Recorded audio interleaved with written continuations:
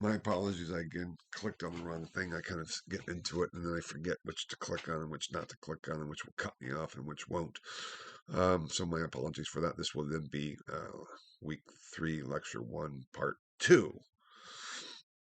James is where we were. James is trying to establish a unified authority of the unified monarchy of England, Scotland, and Ireland, because at the time, those three kingdoms were unified only by himself.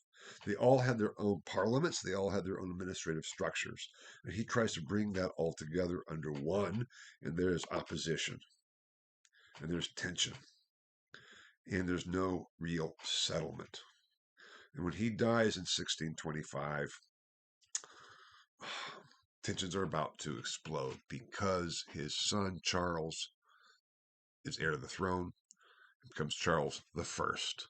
And Charles the First was even more towards the Catholic side than his father James, which led to some real opposition.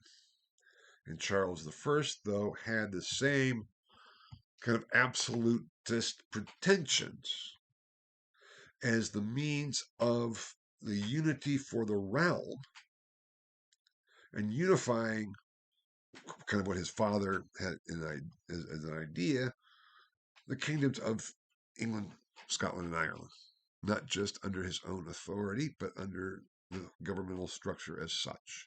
And this is what led to the tensions with Parliament, uh, his his assertions of absolute right and divine right. And actually, he wrote, James had written a treatise on the divine right of kings. That assertion of a divine right to rule as an absolute ruler, as a divinely appointed ruler. By this time, though, also it caused problems with uh, with Parliament, and so in 1628, Parliament issues the Petition of Right to present to Charles the First to say, wait a minute, you may say what you want, but you have to govern in connection with the Parliament. That is part of the rights that we've had since the Magna Carta. Now, the Magna Carta goes back to 1215 and is a document that's been seen as and hailed as the beginnings of constitutional government, and human rights, and everything else. It's been way overblown. What it was a document to restrain King John of England from acting without the consent of Parliament. Because John, it gets very messed up, John was in wars with France. He was trying to assert the English claims to the French throne as well.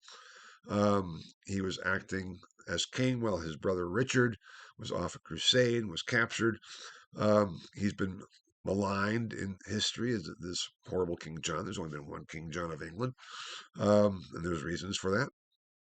So he was acting outside of Parliament, and so Parliament, the nobles got together and issued the Magna Carta in 1215 to say you have to work with us, not lord everything over us.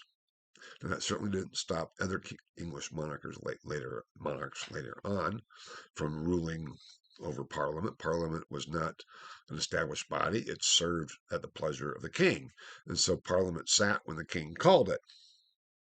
But things like taxation, the king could not simply impose a tax on the nobles without the consent of the nobles.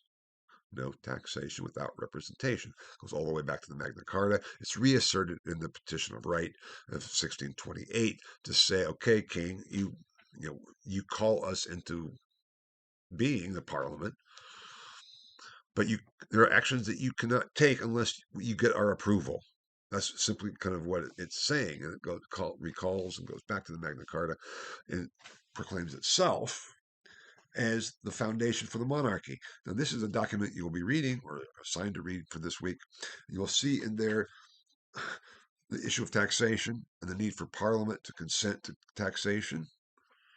And this is not taxation like it is here in terms of income tax. This is basically saying, all you nobles, you land owning wealthy people, we need money for me to operate the government and conduct the wars.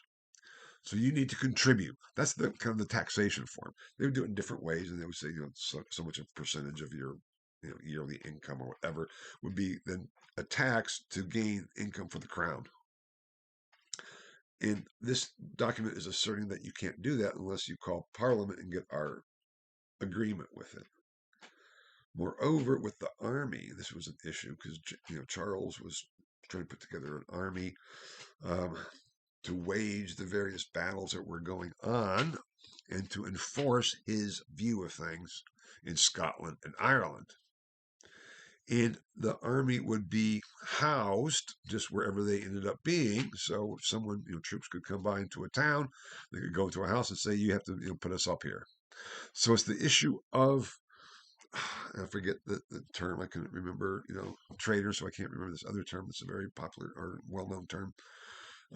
Also part of the Constitution and the Declaration of Independence. You can't house troops without the authority of Congress.